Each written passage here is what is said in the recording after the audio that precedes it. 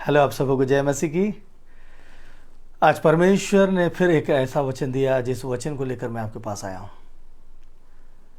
अधिकांश लोगों के बीच में हमने देखा है पुनर्जन्म पुनर्जन्म, पिछले जन्म, ऐसे जन्म जन्म की बातें करते हैं। फिर बोलते हैं कि पिछले जन्म में हमने शायद ऐसा किया है इसलिए हमें ऐसा भोगना पड़ रहा है, शायद पिछले जन्म का पाप है, या पिछले जन्म में हमने अच्छा कर्म किया इसलिए हमें अच्छे संतान मिले। ऐसी कई बातें बोलते, और ऐसी बातें हमको अक्सर सुनाई देता है। और ये बात कितनी सच है कितनी झूठ है ये तो हम नहीं जानते, लेकिन हम इतना जानते हैं कि हमें बाइबल सिखाती है, पवित्र शास्त्र सिखाती है कि पुनर्जन्म नहीं होता है। पुनर्जन्म नहीं होता है, एक ऐसा जन्म होता है जो हमको एक बार जीना होता है, उसके बाद हमारा न्याय निश्चित है। ये देह चली जाती है, उसके बाद एक देह का मिलना अवश्य हो जाता है। और इसी आधार पर हम आज के वचन को देखेंगे। और आप सभी को पता होगा कि राजाओं के ज़माने में अक्सर राजा परेशान हुआ करते थे, कभी सपने को देखकर, कभी किसी विचार को लेकर, और उसके बाद उसका खोजबीन करवाते थे। एक बार ऐसे ही एक राजा को ख्याल आया कि एक दिन में, मतलब जिस दिन राजा का जन्मदिन था, वो जन्मदिन का आनंद मना रहा था, तब उस दिन उसकी माता ने कहा कि आज के दिन भी तो कई बच्चे जन्म हमारे राज्य में जन्म हुए। उस समय उस राजा को एक बात लगती है, अरे वाकई में बात तो सही है कि जिस दिन मैं जन्म लिया हूँ उस दिन काफ़ी बच्चे जन्म लिए। एक ही दिन एक ही स्थान पर एक ही राज्य में जन्म लेने वाले कई बच्चे हैं। उसकी माता ने बताया कि हमारे राज्य में भी फलाने फलाने के इस महल में कई के संतान उत्पन्न हुए थे। तो उसी दिन के बारे में राजा सोचता है कि मैं ऐसा भाग्य लेकर जन्मा कि मैं राजा बन गया, और ये सारे लोग जो जन्मे ये मेरे नीचे मेरी प्रजा बन गए। कहीं कुछ बन गया, कहीं कुछ बन गया। तो ऐसा क्यों होता है? एक साथ एक दिन में एक वक्त में जन्म लेने वाला बालक अलग अलग भाग्य लेकर कैसे आता है? बड़ा परेशान हो गया, इससे उससे पूछता है, अपने पुरोहितों से पूछता है, अपने और भी बुद्धिमान व्यक्तियों से पूछता है, प्रधानमंत्री से पूछता है, किसी के पास इसका सही सटीक जवाब नहीं होता। फिर उसमें से उनका एक जो सलाहकार है वो सलाह देता है, महाराज यहाँ से बहुत काफ़ी दूर पर एक साधु जी रहते हैं, वो आपको इस बात की जानकारी दे सकते हैं, सटीक बात बता सकते हैं। राजा प्रसन्न हो जाता है, चलो इस बात के बारे में हम को कुछ पता चलेगा। जब वो राजा जब है उस व्यक्ति के पास जाते हैं तो वो जो संत होता है वो संत बैठा होता है और अंगार खाता होता है। और जब राजा उससे ये सवाल पूछता है कि जब दो बालक एक साथ जन्मे तो एक का भाग्य अच्छा और एक का भाग्य बुरा कैसे हो गया, वो नाराज हो जाता है, गुस्सा हो जाता है और बोलता है चले जाओ यहाँ से, इसका उत्तर तुमको यहाँ से आगे फलाने जगह में एक झरना बह रहा है, वहाँ एक व्यक्ति बैठा होगा, वो संत बैठा होगा, उससे पूछो। राजा बोलता कोई बात नहीं, चला जाता है कि इसके पास नहीं तो मैं उसके पास जाऊँगा। और वहाँ जाकर फिर राजा वही सवाल करता है, और वो व्यक्ति जब राजा उसके पास जब जाकर देखता है तो वो अपना स्वयं का मांस खाता होता है। राजा को बड़ा विचित्र लगता है, ये अपने ही मांस को कैसे खरोच कर खाता है, लेकिन वो सवाल करता है। तो वो व्यक्ति भी, वो संत भी नाराज हो जाता है। वो बोलता है कि फलाने गांव में जाओ, वहाँ एक बालक है जो मृत्यु शैया में है, कुछ समय बाद उसकी मृत्यु हो जाएगी, वो तुम्हें इसका उत्तर देगा। तो राजा उस गांव में चला जाता है, उस बालक के घर में जाता है। वो बालक अपने शैया में पड़ा होता है, उसके माता पिता के बीच में राजा ये सवाल करते हैं। तो वो बोलता है कि पिछले जन्म में हम चार भाई थे, पिछले जन्म में हम चार भाई थे, और हम एक जगह पे बैठे हुए थे, हमारे चारों के पास एक एक रोटियां थी। उतने में एक कोई संत आए, और संत आकर हमसे, उनको भूख लगी थी, वो हमसे रोटी मांगे। लेकिन एक ने कहा कि अगर मैं तुमको रोटी दूंगा तो मैं क्या अंगार खाऊंगा? तो इसलिए वो संत जो बन गया है वो अंगार खा रहा है। दूसरे व्यक्ति से आप तुमने जो मिला, वो व्यक्ति बोलता है कि अगर मैं तुमको रोटी दूंगा तो मैं क्या अपना मांस खाऊंगा? तो वो अपना मांस खाता हुआ नजर आ रहा है। और तीसरा मैं हूँ, जो मैंने भी अपनी रोटी को उसे नहीं दिया। और चौथे हो आप, जो आज आप उस दिन उस अपनी रोटी को आपने उस व्यक्ति को, साधु को दे दिए, जिसका फल आप आज पा रहे हो और आप क्या कर रहे हो, एक बेहतर जीवन को, नए जीवन को जी रहे हो। ये हमारे कर्म का फल है और ये पिछले जन्म का कर्म का फल है जो हमें इस जन्म में मिल रहा है। खैर, ये बातें तो कहानी के तौर पर है, लेकिन बाइबल ऐसी बातों को नहीं सिखाती है। अब सवाल उठता है कि पिछला जन्म, अगला जन्म क्या होता है? पिछला जन्म, अगला जन्म क्या होता है? बाइबल हमें क्या कहती है?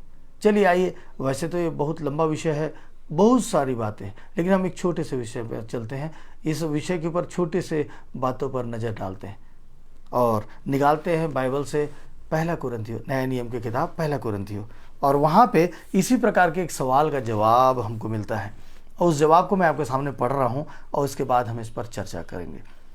यहाँ पे लिखा हुआ है पहला कुरिन्थियों 15 अध्याय उसके 35वें पद से, जब कोई ये कहेगा मुर्दे किस रीति से जी उठते हैं और कैसी देह के साथ आते हैं, हे निर्बुद्धि, जो कुछ तू बोता है जब तक वह न मरे जिलाया नहीं जाता।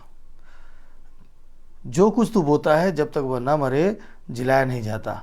और जो तू बोता है यह वह देह नहीं जो उत्पन्न होने वाली है, और जो तू बोता है वो यह देह नहीं जो उत्पन्न होने वाली है, परंतु निरा दाना है, चाहे गेहूं का चाहे किसी और अनाज का, परंतु परमेश्वर अपनी इच्छा के अनुसार उसको देह देता है और हर एक बीज को उसकी विशेष देह। सब शरीर एक समान नहीं।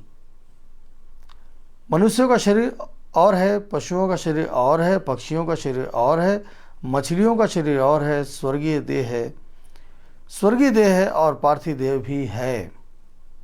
परंतु स्वर्गीय देहों का तेज और है और पार्थिव का और। सूर्य का तेज और है, चांद का तेज और है और तारागणों का तेज और है, क्योंकि एक तारे से दूसरे तारे का तेज में अंतर होता है। मुर्दों का जी उठना भी ऐसा ही है, मुर्दों का जी उठना भी ऐसा ही। शरीर नाशवान दशा में बोया जाता है, शरीर जो है वो नाशवान दशा में बोया जाता है और अविनाशी रूप में जी उठता है।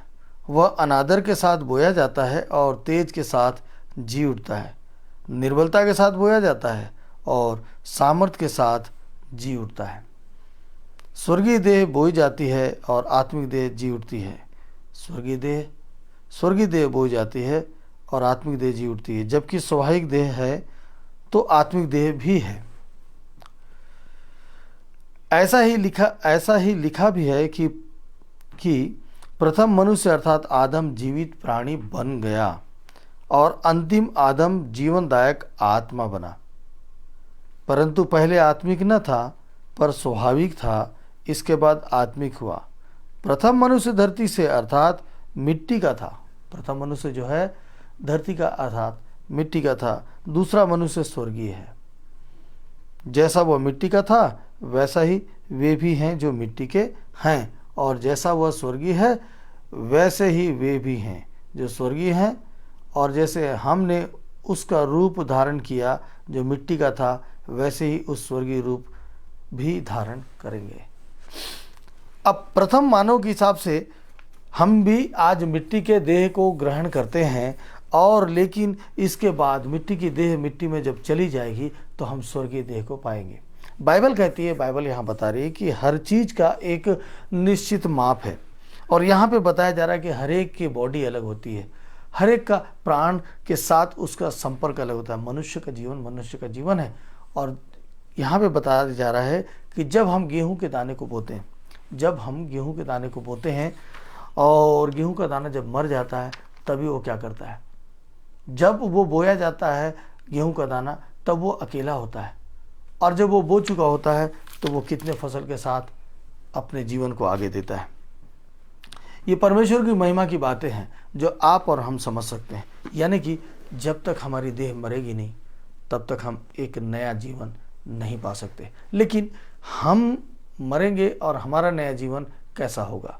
अब परमेश्वर जो बाइबल में हमें समझाते हैं वो ये है कि हमारी जब मृत्यु होती है तो हम सदाकाल के लिए, न्याय तक के लिए हम उस जगह पर रख दिए जाते हैं। हमारा कोई पुनर्जन्म नहीं होता, हमारी आत्मा एक स्थान पर होती है और वो स्थान परमेश्वर के सुरक्षित स्थानों पर चली जाती है और हमारा न्याय होने के पश्चात ही हमारे लिए सारी बातें घटेगी। ना कोई पुनर्जन्म, ना कोई नया जन्म। पिछला जन्म का आपको फल क्या मिलता है ये मैं आपके सामने रखता हूँ। जो गेहूं के दाने के बारे में परमेश्वर ने बताया, गेहूं का दाना जब मरता है तो वो नई फसल को लाता है, यानी कि हम अपने आगे के जनरेशन के लिए एक नए फसल को देते हैं। अगर हम मरेंगे नहीं, हम अपने आप को मारेंगे नहीं, तो हम आगे के जीवन के लिए, अपने नेक्स्ट जनरेशन के लिए एक अच्छा फल नहीं देंगे, फलवंत नहीं होगा। अब दूसरी बात आती है कि हम कैसे बीज बने। हम अगर अच्छे बीज हैं, अगर हम अच्छे बीज हैं तो हमारे फसल अच्छे होंगे, हमारे संतान अच्छे होंगे, उनका भाग्य अच्छा होगा। जैसे राजा ने भाग्य के बारे में बोला, ये भाग्य के बारे में मैं आपसे चर्चा कर रहा हूं। पुनर्जन्म का भाग्य का बात नहीं, कर्म का फल का भाग्य नहीं। आपके और मेरे अभी के कर्म से हमारे आगे के जनरेशन में उसकी उन्नति और तरक्की लिखी हुई है। आपके आगे के जनरेशन की तरक्की उन्नति लिखी हुई है। इसको यूं समझते हैं कि जिसने करंट को बनाया, करंट का खोज किया, और जिसने बल्ब को बनाया, और उसके बाद आने वाली पीढ़ी ने इलेक्ट्रॉनिक आइटम बनाया, लेकिन ये सब चीज उस करंट से चलने वाला है। तो करंट के बनाने वाले ने अगर करंट का खोज नहीं करता तो ये बातें आगे कैसे खोज में जाती। बढ़ता क्रम होता है ना। तो वैसे ही हमारा जीवन है। यदि हम आज बुरे माता पिता बनते हैं, यदि हम एक खराब माता पिता बनते हैं, यदि हमारा चाल चलन बुरा होता है, तो हम कैसे बीज बनते हैं वो हमारे ऊपर डिपेंड करता है। फिर हम अगर ऐसे बुरे बन गए, हम लालची हैं, हम दूसरों के चीज़ों को लूट कर खाते हैं, तो अभी के जीवन में हम लूट कर, चोरी करके हम इकट्ठा कर सकते हैं। लेकिन बाइबल कहती है कि अगर तू धनवान भी है, लेकिन अगर तेरा मूर्ख पुत्र जन्म लेगा तो वो सब चीज़ को नाश कर देगा। अगर तूने सारी चीज़ों को इकट्ठा कर लिया है, लेकिन तेरे आगे तेरा पुत्र मूर्ख पैदा हो गया, मूर्ख निकला, तो तेरे आज के इकट्ठा करने का क्या मतलब है? ऐसा चाहिए? तो वैसे ही परमेश्वर कहते हैं, आज का वचन कहता है, भाग्य जो है, जैसा राजा परेशान हुआ, भाग्य जो है वो भाग्य अपने आगे के जनरेशन के लिए हम तैयार कर सकते हैं। हमारा जीवन कैसा होगा, हम कैसे बीज बनेंगे। हम अच्छे बीज हैं, अच्छा फसल होगा और वो आगे के लिए उनके खत्तों में भरा जाएगा। लेकिन यदि हम खराब बीज हैं तो सोचिए, या तो हम पैदा ही नहीं होंगे, या तो बढ़ेंगे और फल नहीं आएगा। फल आएगा भी तो उसमें क्वालिटी अच्छी नहीं होगी, और क्वालिटी अच्छी नहीं होगी तो वो आगे जाके और ख़राब होती चली जाएगी। वैसे ही हमारे जनरेशन में हमारे पूर्वजों के साथ होता चला आया, उसका फल हम आज भुगतते हैं, या पाते हैं, या आनंद लेते हैं, या दुख भोगते हैं। लेकिन अगर हम आज इस वचन को समझकर आगे के जनरेशन को सही करना चाहते हैं, शांति में जीवन देना चाहते हैं, तो सांसारिकता में नहीं, आत्मिकता में बढ़िए, परमेश्वर की आज्ञा का पालन कीजिए, प्रेम करिए, और ये पवित्र शास्त्र जो सिखाती है उसके आधार पर चलिए। पवित्र शास्त्र प्रेम करने सिखाता है, पवित्र शास्त्र एक दूसरे के साथ मेल करने सिखाता है, पवित्र शास्त्र एक दूसरे के दुख में शामिल होने सिखाता है। पवित्र शास्त्र बोलता है, बीमारों की सेवा करो, दिन दुखियों की सेवा करो, उनके साथ मिल जाओ, उनको लूटो मत। ये परमेश्वर का वचन है, यह पवित्र शास्त्र का वचन है, और यही क्रिश्चियनिटी है। अगर क्रिश्चियनिटी को समझना है, पवित्र शास्त्र को पढ़िए और समझिए कि क्रिश्चियनिटी क्या है।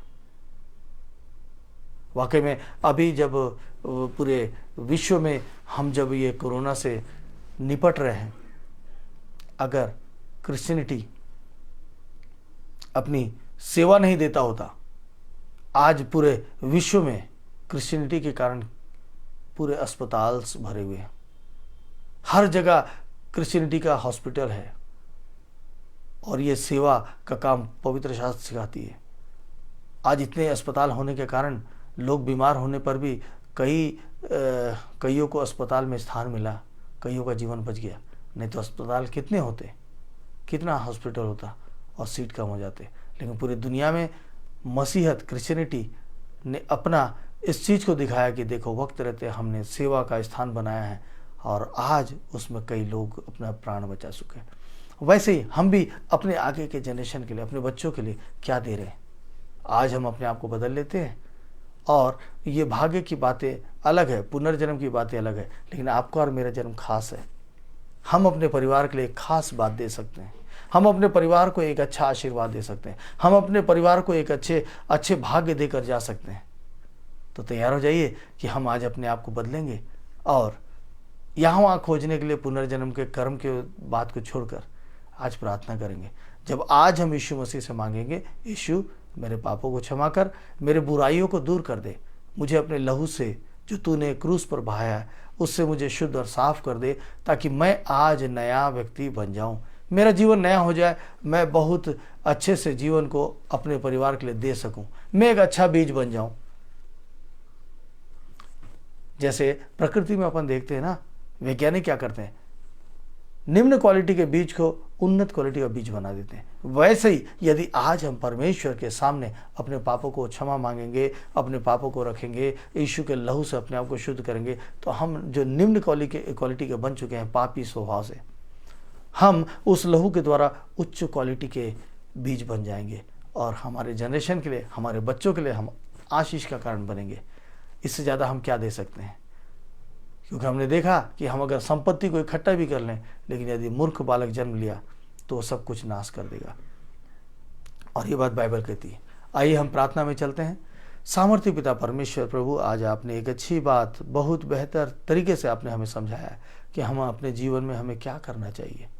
और प्रभु जी, आपने हमें सिखाया और आज आपने हमें मौका दिया कि हम अपने पापों से फिरकर आपके लहू में अपने आप को डालकर अपने जीवन को बदल सकें, अपने जीवन में एक खुशहाली ला सकें और हमारे आगे आने वाले जो जनरेशन है, हमारे बच्चे हैं, उनके बच्चे हैं, प्रभु जी उनका जीवन खुशहाल हो जाए, वो बुद्धिमान जन्म लें और प्रभु इस प्रकृति में हमारा हिस्सा हो, इस प्रकृति में हमारा काम का हिस्सा हो। प्रभु जी, हम इस प्रकृति में हम ऐसे योगदान दे सके जिसके लिए हम इस प्रकृति में भेजे गए हैं पिता।